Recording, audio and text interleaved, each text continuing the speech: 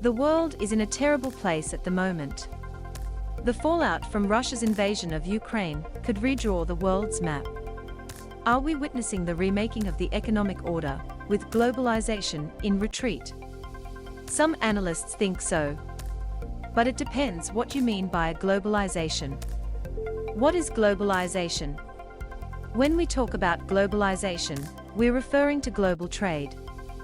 For thousands of years, ancient trade routes were used to shift goods and ideas from one region of the world to another, which was a global process of a kind.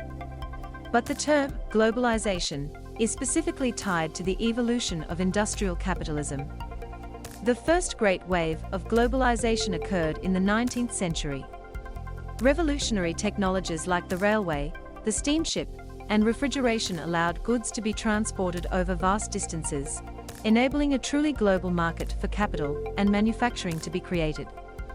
The second great wave occurred in the late 20th and early 21st centuries. The technologies of this era obliterated time itself, allowing cross-border transactions of data to occur instantly. They also supported just-in-time manufacturing models that forged ever tighter bonds between countries and continents. However, the word globalization was hardly used before the late 1980s, and it is popularly only associated with the second wave, especially the period from the 1980s onwards. Globalization and the world order. Since the fall of the Berlin Wall in 1989 and the declaration of the end of the Cold War, the world's major economies have progressively integrated, and it has fueled China's rise as a major economic power. In the 21st century, highly sophisticated supply chains have come to straddle the globe. For example, the Apple iPhone is famously made of hundreds of parts, with components sourced from over 40 countries across 6 continents. However, the COVID-19 pandemic exposed weaknesses in just-in-time supply chains, resulting in severe goods shortages and price hikes. Questions are now being asked about the potential benefits of onshoring, where elements of manufacturing are brought back onshore. And now, with sanctions against Russia threatening the supply of many crucial commodities, questions are being asked about the future of the global economic order itself.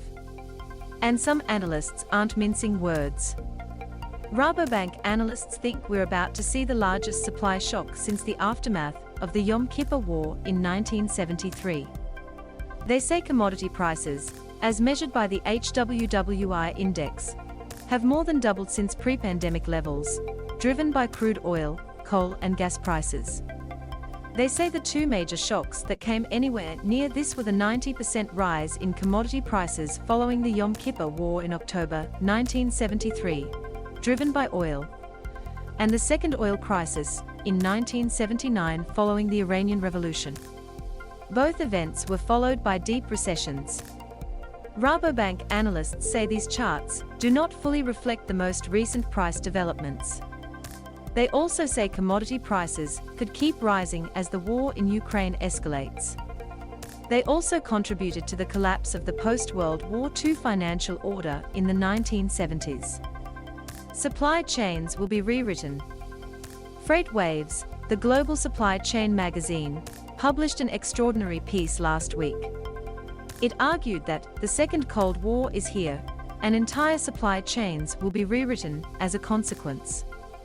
We are witnessing the remaking of the world order in front of our eyes, and this will impact global supply chains in unforeseen ways, FreightWaves chief executive Craig Fuller wrote. We are about to experience the most dramatic and unpredictable supply chain map we've experienced since World War II. If the Russia-Ukraine conflict's international ramifications keep spreading, we face a real possibility of a bifurcating global economy, in which geopolitical alliances, energy and food flows, currency systems, and trade lanes could split. Mr. Fuller predicted Western companies would start to shift sourcing away from the East and more toward Western and neutral states. North American economic integration will become a new priority, he said. Surface transportation across the Eurasian continent will become more complex and possibly contested. Entire supply chains will be rewritten, with new sources and partners, all in the interest of corporate and national security. The future market winners will be the corporations that make the investments in supply chain infrastructure and reliable, Western-friendly production locations. Shifting tectonic plates. Mr. Fuller said trends in global trade often took decades to play out, so these changes would not happen overnight. Globalization driven by the World Trade Organization took decades, and if the global economy begins to decouple in the aftermath of Russia's Ukraine invasion, that decoupling process could take decades too. But with Russia and China choosing regional hegemony over global integration, Western supply chains would be reconfigured, Mr. Fuller said. New investments in supply chain technologies and automation will be accelerated, as will preference for nearshoring and domestic sourcing, he said. Globalization in retreat. It depends.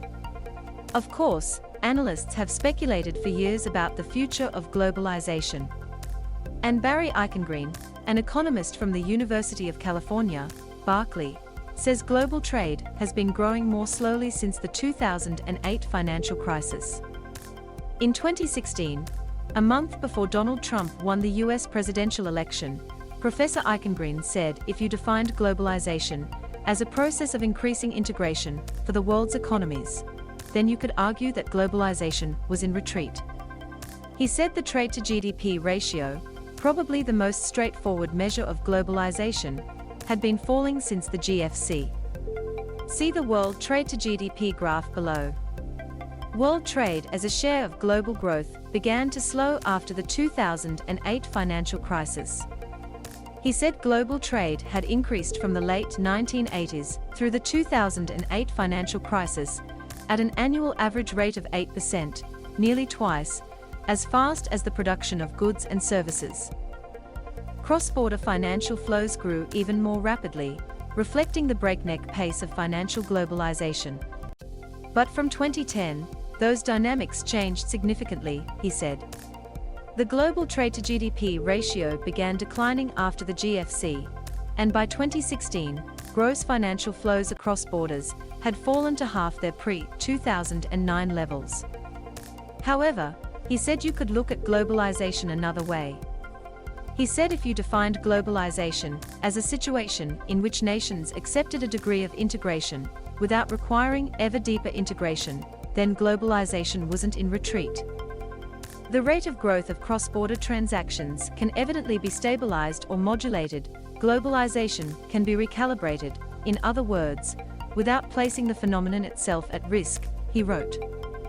Brexit, if this is correct, does not spell the end of globalization, either for Britain or generally. It simply signals a new era in which the UK government, and perhaps others, put the brakes on ever deeper integration in an effort to better regulate and manage those aspects that they see as problematic. So, from that perspective, a radical readjustment of supply chains in the wake of the Russia-Ukraine conflict would not spell the end for globalization.